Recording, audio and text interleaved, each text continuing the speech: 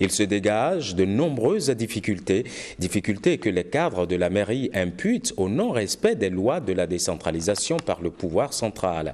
Ils ont rencontré la presse pour évoquer ces problèmes.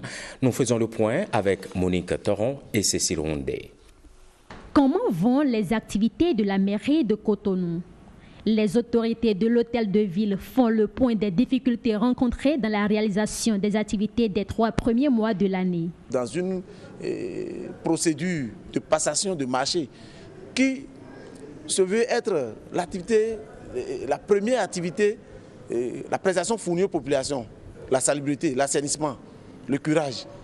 Et qu'on vienne dire qu'en plein processus, que la tutelle intervient pour dire de surseoir à la procédure de passation. La construction, la rénovation, la réhabilitation, l'équipement et la gestion des marchés secondaires est de la compétence propre et exclusive de la mairie.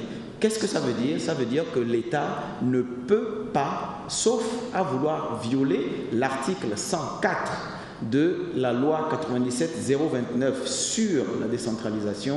Au regard de ces situations, le respect des tests s'avère la seule alternative, selon le secrétaire général.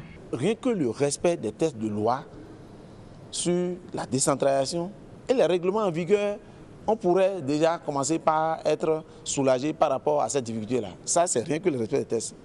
Deuxième chose, on a dit qu'il est important qu'on mette en place un cadre de concertation entre la tutelle et puis la mairie de Cotonou. Et je crois que ça là, ce serait au bonheur de nos populations.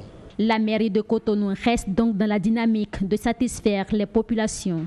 À cet effet, l'opération de curage des bas-fonds, des couloirs d'écoulement et les ouvertures de tranchées avant les pluies a démarré et se poursuit jusqu'au 30 avril prochain. Les agents